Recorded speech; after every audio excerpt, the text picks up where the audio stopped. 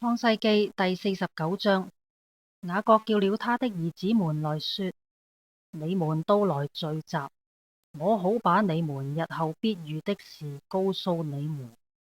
雅各的兒子們，你們要聚集而聽，要聽你們父親以色列的話。流便啊，你是我的長子，是我力量強壯的時候生的，本當大有尊榮，權力超重，但你放縱情慾，滾沸如水，必不得居首位，因為你上了你父親的床，污穢了我的塔。西緬和利未是弟兄，他們的刀劍是殘忍的器具。我的靈啊，不要與他們同謀；我的心啊，不要與他們聯絡，因為他們趁怒殺害人命，任意砍斷牛腿大筋。他們的怒氣暴烈可咒，他們的憤恨殘忍可詛。我要使他們分居在雅各家裏，散住在以色列地中。猶大啊，你弟兄們必讚美你，你手必合住仇敵的頸項，你父親的兒子們必向你下拜。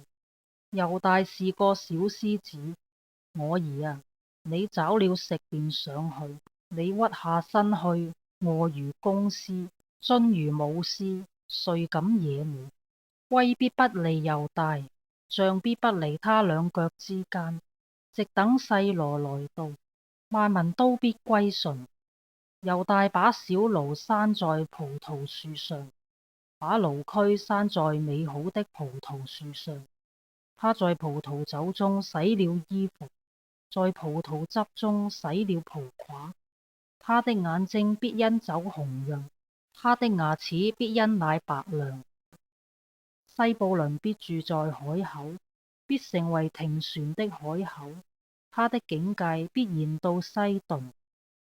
以薩迦是個強壯的驢，臥在羊圈之中，他以安靜為佳，以肥地為美，便低肩背重，成為服苦的僕人。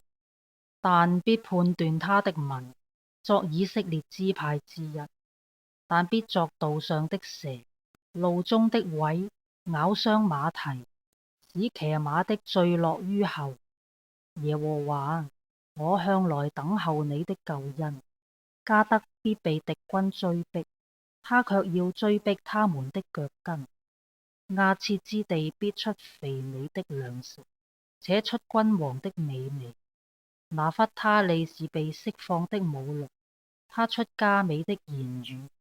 約瑟是多結果子的樹枝，是泉旁多結果的枝子。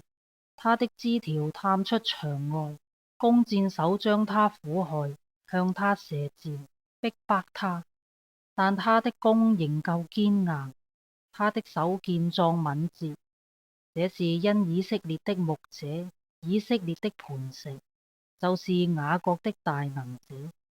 你父親的神必幫助你，那全能者必將天上所有的福，地裏所藏的福，以及生產乳養的福，都賜給你。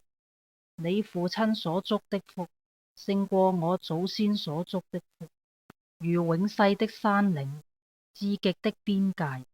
這些福必降在約瑟的頭上，臨到那與弟兄迥別之人的頂上。便雅憫是個施掠的狼，早晨要吃他所找的，晚上要分他所奪的。這一切是以色列的12支派，這也是他們的父親對他們所說的話，為他們所祝的福，都是按着各人的福分，為他們祝福。他又囑咐他們說：我將要歸到我列祖那裏，你們要將我葬在赫人以弗倫田間的洞裏，與我祖我父在一處，就是在迦南地萬里前麥比拉田間的洞。那洞和田是亞伯拉罕向赫人以弗倫買來為業，作墳地的。他們在那裏葬了亞伯拉罕和他妻子撒拉，又在那裏葬了以撒、和他妻子離白家。我也在那裏葬了利亞。那塊田和田間的洞，原是向黑人買的。雅各囑咐眾子以畢，就把腳收在床上，氣絕而死，歸他列祖那裏去了。